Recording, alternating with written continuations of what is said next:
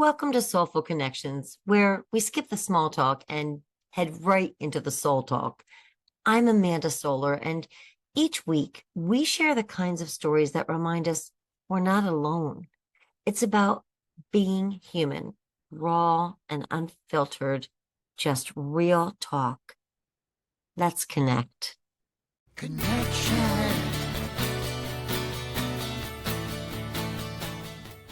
So, welcome to Theodore Albe, founder of Novaskai, to the Soulful Connections podcast.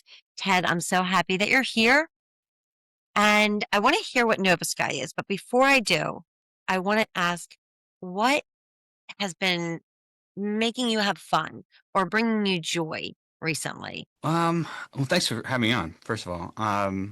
I things that have been making me have fun and joy recently. Definitely my family, my son. My son's 10. It's pretty interesting, having him around and, seeing the experiences he's going through and showing him things that maybe I grew up with.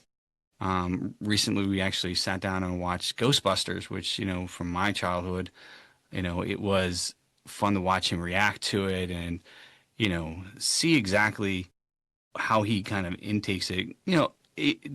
Kids are such a joy. They drive you crazy, but at the same time, they it's just amazing to watch them grow and expand. So the time that I get a chance to spend with him and my wife as well, it's just what really makes me, brings joy to my life, on a daily basis thing. So, Okay, so did he like Ghostbusters? Because, technologically we have advanced so far, beyond where we were, like during that movie, right. like the special effects and everything. What was his reaction to it? You know, I think he's seen some movies where there have been some really amazing special effects, but I wanted to line it up because there's other ones because they've produced new ones Yeah. with that kind of follow the history of the first and second film, and I wanted to give him that context before we jumped into those other ones, but he didn't have any problem with it. I think my wife was really concerned about him watching that because of the possibility of nightmares, but he's 10. But I also just told him, it's like, look, do you see this ghost is, what does that look real to you? It's like, no, not really. And it's Yeah. like, well, it's just, that's what it looked like when I was a kid. I was like, oh my God, am I Yeah. going to get slimed by Slimer? But no, he loved the movie. He thought it was fun. And yeah, he's a very tech savvy child too. So he loves, these things that are going and watching these things and seeing the evolution of the different films and the technology we come from. But Yeah. um, Yeah. So what were you like as a child? Like, so you obviously liked Ghostbusters. I What I kinds of things was did you like to do? I was a handful. My mom tells me I was diagnosed with ADHD. I found I had ADHD when I was in sixth grade, and there that back then I think that was a very early kind Yeah. of diagnosis compared to now. Um, but I had a lot of energy. I was all over the place. You know, it's at least that's what I was told. I have a lot of memories of just being outside and running around with my friends. And you know, um, things that kind of brought me, joy were, you know, I loved writing, and I spent a lot of time doing poetry. I spent a lot of time, generating ideas for stories. I actually have some of them still, and I've reread them, and they're not as good as I thought they were when I would have written them. But it would be really interesting one day, maybe even sit down and kind of take those Yeah. concepts and rewrite them. Um, Yeah. no, I was very much a handful. My mom said so. So when they Lots of energy. diagnosed you with ADHD so young, what was your relationship with that? I'll be honest, like I was. very depressed when I was a kid. I think before we figured out what was going on, I didn't understand why I couldn't keep up with some of the classwork. Obviously, the educational system was a lot different than it is now. And having a son who also is ADHD, I kind of think back to those moments, of how I kind of struggled with it, because I didn't understand why I felt out of place, out of different, and why I couldn't keep up with the testing, the homework, why I couldn't just sit still in class. And the diagnosis, I mean, finding out that I was ADHD didn't solve all the problems, but it was definitely a step in the right direction to, help me feel more comfortable with myself. Yes, that's great. And were you are calm and comfortable about sharing that? Were you always that way? Once you found out, were you comfortable, or was that like an evolution? I definitely think it was an evolution, and because a lot of times when people find that they're different in some way, right? It there is a moment of, or a while of acceptance of that, Yeah. right? Yeah. I've always seen it almost as a superpower, right? While I takes more time for me to hone in on things that I know need to focus on, even today, I still on a daily basis take medication to help me focus on the tasks I need, the work I'm doing. But it did take a while. But, as I was getting older and when I was in middle school and even in high school, you know, um, it was, I'll say this one thing, but I want to step back to this point too, that my mom and dad were very supportive of me. My mom specifically, not my dad, she ended up starting a support group after this for parents and children who also Wow. were finding out that they were ADHD or dyslexic, or because I'm also dyslexic, so I've got the double Mhm. whammy, which is fine. Um, but as I was getting older in middle school, and in high school, there were opportunities. My mom said, "Look, you can help pay this forward, right? You've been through some of these Wow. experiences, you know." And she asked me to do like panels, with Wow. other people who were adults, so that I can share my experiences with those parents about what I went through, so Wow. that they could see what their and hopefully relate this to their children. So, I like, and even today I still do that. Like there's a lot of people who are adults and being diagnosed with ADHD now, Yeah. and sometimes it's one of those things. It's like a revelation, or Yes. wow, this is something that I never realized, and but that's the reason why I do X, Y, and Z. But I still sit down and talk with people when, recently I met someone through a networking conference, and he told me that he was ADHD. And I was like, well, look, let's set up a time. Let's sit down and talk about it. Tell me what you're feeling. Tell me what you're thinking. I'll tell you my experiences because I'm an open book, you know. But to answer your original question, it did take some time. But eventually, you realize that this is just who you are, right? And it, I wouldn't change anything about that. It makes me creative. It makes me, you know, um, humorous. I think sometimes I don't know, Yeah. um, but it's definitely one of those things that you have to kind of struggle with yourself to figure out exactly, at first to figure out exactly how you can accept it. But it didn't take long, but I always liked paying that forward to other people later on. Like I What great said, parenting of your mother. That's so empowering, I would yeah, think. she still is a very supportive, now grandparent, right? Knowing that my son has Oh, ADHD. great. And it's funny because my son's adopted, and, I think the fates were just kind of one way Yeah. or another. We were going to have a child, my wife and I, that has ADHD. And That's very amazing. early on, my mom was like, I think he's ADHD. And I was like, really? I was like, well, he's a boy. He's just kind of hyper and active, you know.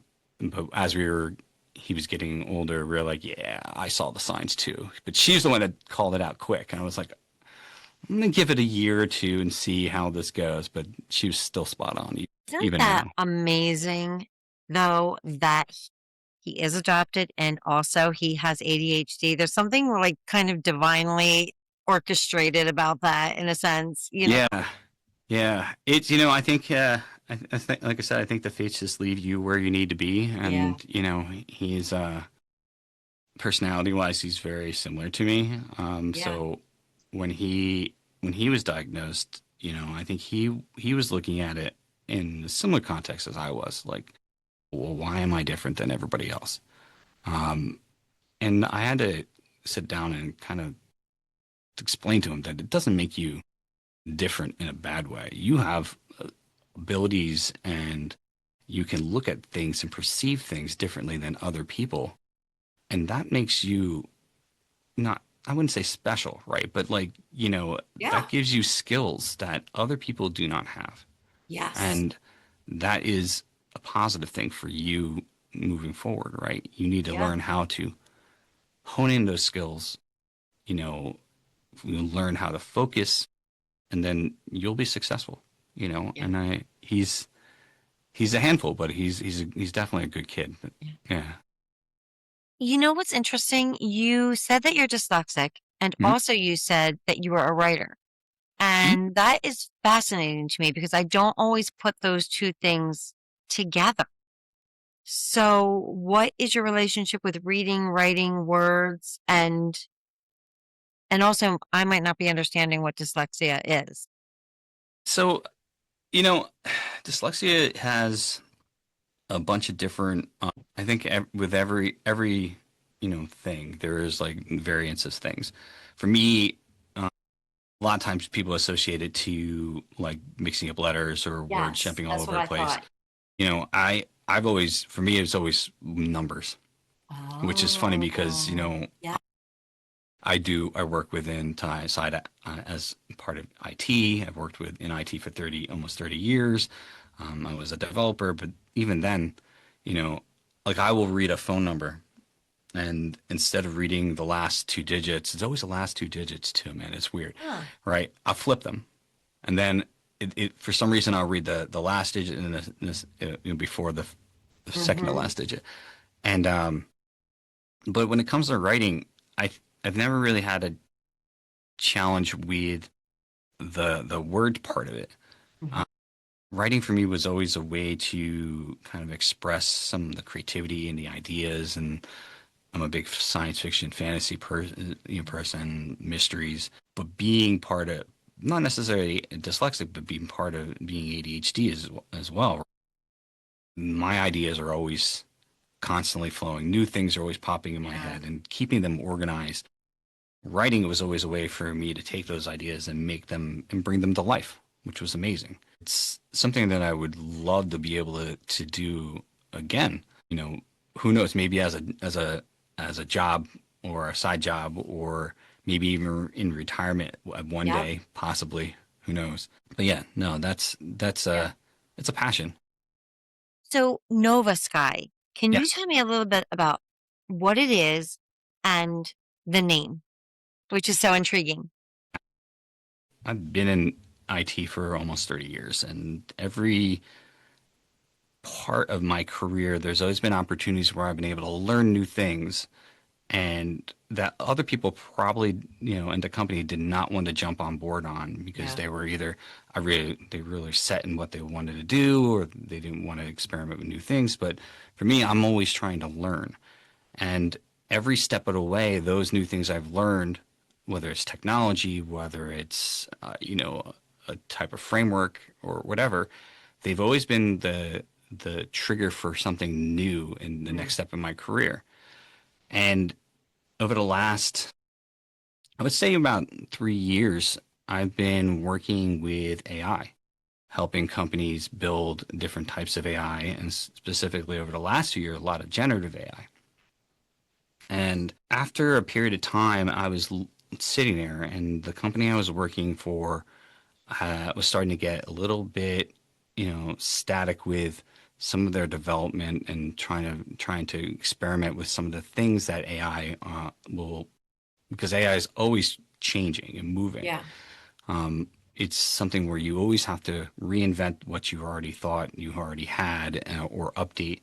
And they were comfortable with where we had gone and the type of applications we had built. And I really wanted to experiment and learn more. Again, I'm always learning. I'm always trying to expand my knowledge in some way or some fashion. And I went to my wife and I said, I think I'm just going to start my own company. You know, it's it was a risk, and so about 6, 7 months ago, I left my job. I started Novaskai, and we focus on helping small and medium businesses understand how they can use AI responsibly and give them a roadmap, because a lot of small companies have no one within Yep. their staff that can generally focus on it.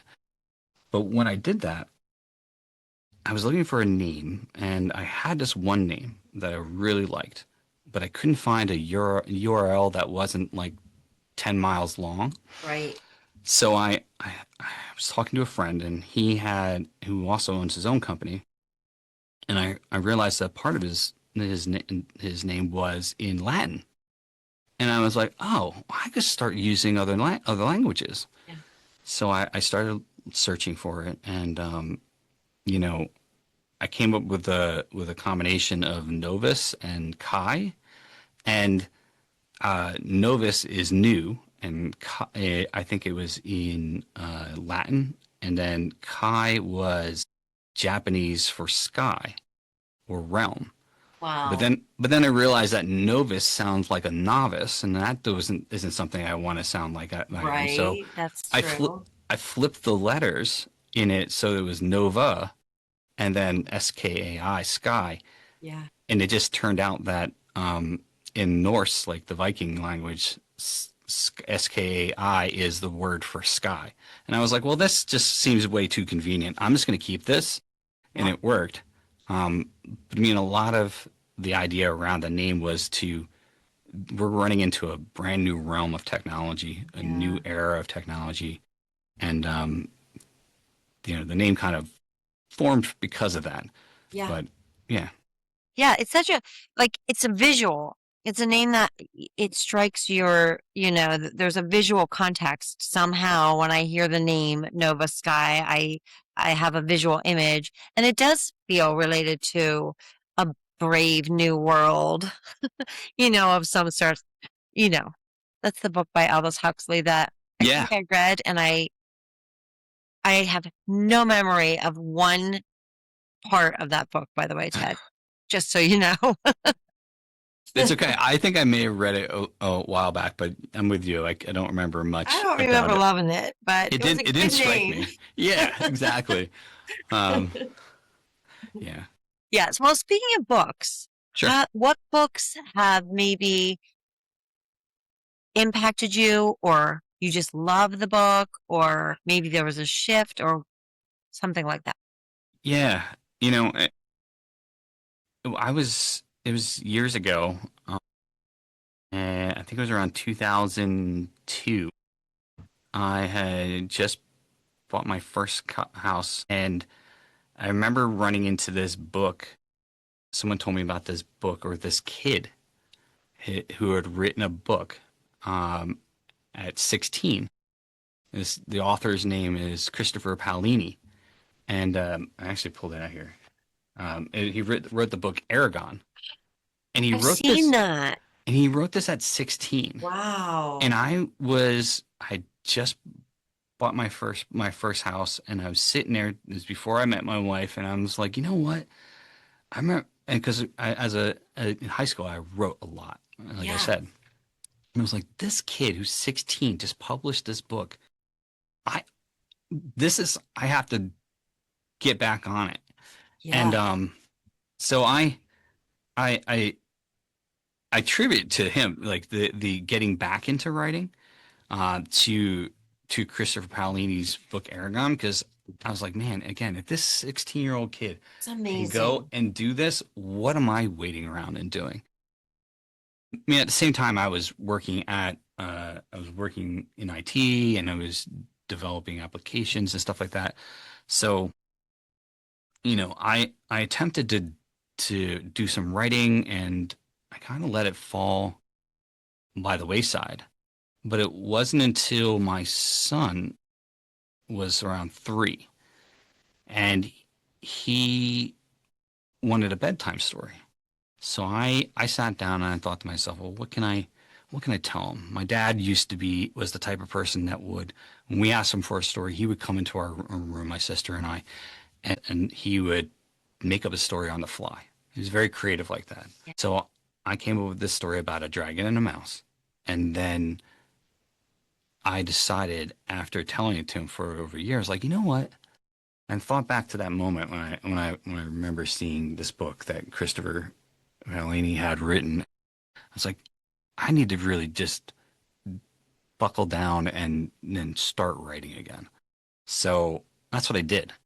I attribute it to him because, it kind of sparked me to do Yeah. the idea of getting back into writing. And then I wrote some, and then I came back to it because of my son. I wrote during the pandemic, I wrote 2 picture books based off of the characters. And then I started writing an audio drama, but then somehow it morphed into this middle grade novel that ended up being 75,000 words. Oh But I my haven't gosh, that's so published, cool. yeah, I haven't published any of them yet. So, you know, this, the inspiration from that book forced me to reignite that creativity. But even Yes. putting that on hold for a few years, it was my son that helped reignite that Yeah. creativity again and Yeah. actually get something down. Um, I love it. but yeah, I mean, it's Now you have an audience that's listening going, okay, now we want access. yeah. Well, I mean, like these books are it was in a steampunk science fantasy universe, and this dragon and this mouse, and it's one day we'll get to it. We'll get to it. I even actually started a publishing company that I could publish them underneath. But with things in life, and especially with starting up, Novaskai, I've had to kind of put that a little bit on the side Yeah. because being someone with ADHD and knowing that I have to keep myself organized. I have to keep myself Yes. focused. If I Yes. don't put all my effort into getting Novaskai up and jump right into that, then Right. one will, yeah, fall by the wayside. And It's interesting because I was just having a conversation with my mom last night, and we were Mhm. saying things like what you're talking about, they're these pieces of a puzzle. And Yeah, someday when you look back and the books are out and this is done and you're going to go, oh yeah, okay. So the start of it was like no, the start of it was like my father and sister and then getting the book and then writing. Like there's these pieces of the puzzle that are all existing, but you're in it and you don't see how they all fit together until later, You're just yeah. kind of laying all of these different like tendrils of it. Um, but you talked about your dad and your sister and the storytelling. Do you mind if I ask you a little bit? Because I feel like you told me that you lost both of them. Yeah, I did. Can you talk a little bit about that grief? Um, my dad was he we he passed away right at the beginning of COVID, and we're not sure whether or not because he had COVID or it was because he had it looked like it was a heart attack. Um, and my sister, she passed 2 years later from cancer. She had ocular melanoma for a while before COVID, and she was in remission, and then there's literally right after my dad passed, maybe about a month later, she found out that it had Wow. metastasized and went into her liver. And the doctor gave her 2 years, and the doctor was like right on the money for it too. So it was a tough few years there from entering a pandemic and losing my dad, and then my sister not too long after that. Well, my dad was definitely a huge influence in my life. He was the type of person that seemed and was always very, upbeat, very excited about starting something new. Um, but even when he wasn't diagnosed with ADHD, but I guarantee he probably was, Right. because he loved the planning aspect, but then something else would come about and he would like, oh, I'll go focus on this. He actually, before when I was born, he bought a 39 Plymouth, and he was fixing it up for my entire life and still had not gotten it finished because there were other things or ideas he had had. His creativity and, a lot of the things that we did as a father and son, which I wish there was more. I wish had been more just father and son activities or stuff like that we had done. But a lot of that has influenced me, in a way that I kind of look at with my son and my relationship.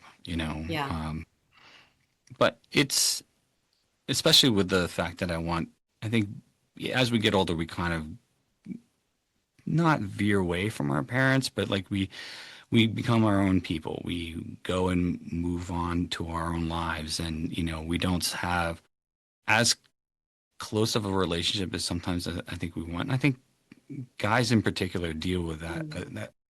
And maybe I'm just generalizing, but I think that relationship wasn't as good as I wish it was. So Right. even when he passed, there was a lot of things that I regretted that I had not had a chance to do or ask or hear stories about. Um, he was definitely the type of person that, when I told him about my ideas, he was enthusiastic about it. He was like, "Go for it, do that, follow your dream." And he's definitely missed. Yeah. It's interesting because I think what you're also speaking to with men, and I'm not one, so this is an outside observation, Mm. but it's the depth. We don't always encourage them. We don't always encourage that relationship with one another to go deep. It might be that men and women can have an interaction that can go, you can really talk about things, but I Right. don't know that men with one another, whether it's a brother or father son or um, two guy friends, and I'm generalizing very much, and I'm hoping that that's changing. That's probably like something that's been societal for whatever reason. Um, so it's like it stays to a certain level sometimes and only Yeah. dips down every now and then, into the deep. And then you're kind of like, okay, let's pull back up. I don't know. Yeah, I think you're right. I think it may definitely be. I don't want to say a generational thing, but like there's like a wall of like no emotion, suck it up, tough it out. Yeah. Um, that we laid on that was kind of influenced by our parents. I think a lot of things that we do with our son, my wife and I, is we want him to express his emotions. Yes. And it's okay. I'm a very, I'm an open book. I Right. can talk about anything. I have no problem about, have nothing to hide. If people ask me questions, even if they're just random strangers, I will tell them, my thoughts, my Right. dreams, my stuff. I love it. But a lot of times, especially people that are of my age, I'm almost 50, right? They're there's a lot of stuff that people don't, we don't really express a lot of our emotions. And I think that's something that is hopefully changing. And we try to teach Owen that it's okay. You're upset. Yeah. Don't hold those back. It's just gonna just come out in the end and kind of explode. And you don't want that, talk about the things that are bothering you. I love that you're raising him like that because I agree. I think that sometimes you look at the newspaper and if you came here from another planet and you would just kind of think, well, what are these men? What's going on with them? They're a little bit strange, yeah. But the fact that you are changing that, is Yeah. exciting. We're trying. I mean, it's a thing. I mean, he's also influenced by his friends, but him seeing, us and how we interact with each other and how we interact with him, we want to make sure that he can trust us, and come to us and tell us things and be honest about things. And it's obviously a work in progress, but he's definitely has a good head on his shoulders. And, as parents, I think what you can really just hope is that you teach them and hopefully a few things stick. And, True. Because we're kind of like teaching ourselves too. At the same time, we're always a work in progress. It's not like we're like, oh, good, we're set, we're good. No, let's focus on them. No, I mean, that's why one of the reasons why I'm trying to constantly learn. And especially when I became a parent, I realized, and I think everybody thinks, oh, I got this handled. But no, there's no manual. There's no anything. You have to figure out the personality that you're dealing with of the person, of the child, right? The mannerisms that they'll come in, and you also have to guard yourself from the things that that you do that you don't want them to do, and hope, like I said, like some of these things kind of stick.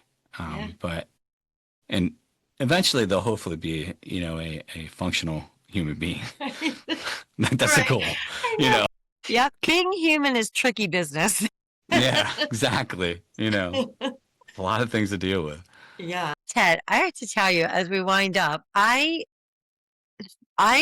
think that you should have your own podcast, basically, is what I'm trying to say. I know you've had your own podcast at different times, and I would listen because when you describe yourself as an open book, it's not just that the book is open, it's that there's a lot in the book, and you have lots of interesting perspectives and viewpoints and things to say. Oh, I appreciate that. I think I'm adding stuff onto your thing when you just told me you're trying to rein it in. No. It's funny because like we talked about this before, and like you mentioned that I used to do a beer talk show that was live, and then I had a podcast when I was during the pandemic with some other authors after when I was writing a book. They're all still out there, and I've been approached by several people.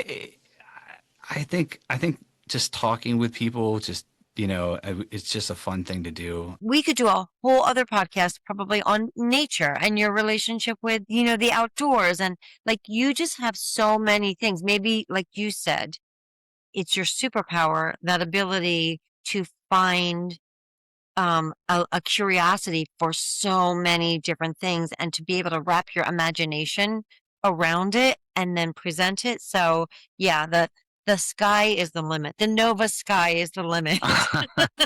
It's something that, like I was saying before, is something that I like attributing it to a superpower because, a lot of times people look at, what they call disabilities and throw this negative connotation on it. And, everything and every part of all of us is special. And it's part of who we are. And I wouldn't change a thing, with me. If people have asked me questions, or you probably got this too. If you go back in history, in your history, would there be anything you change?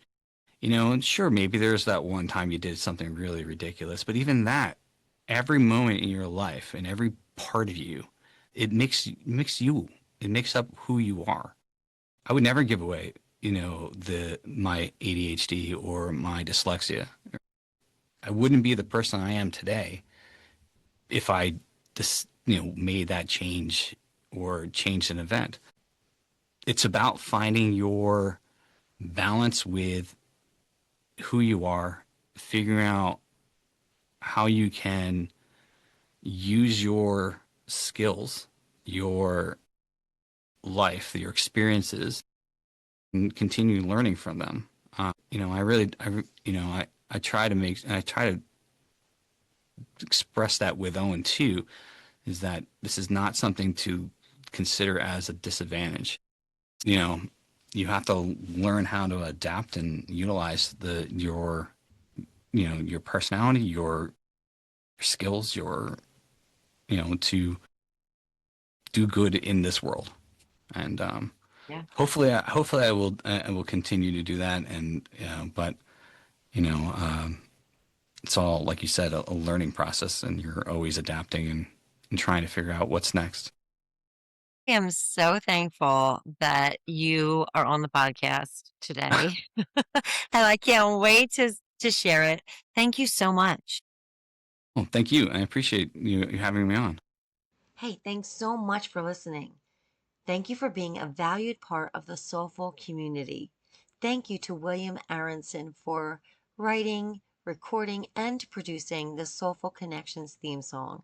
And finally, always know you're not alone. We are connected. We're all in this thing together, and you and your story are important. Let's just keep on connecting.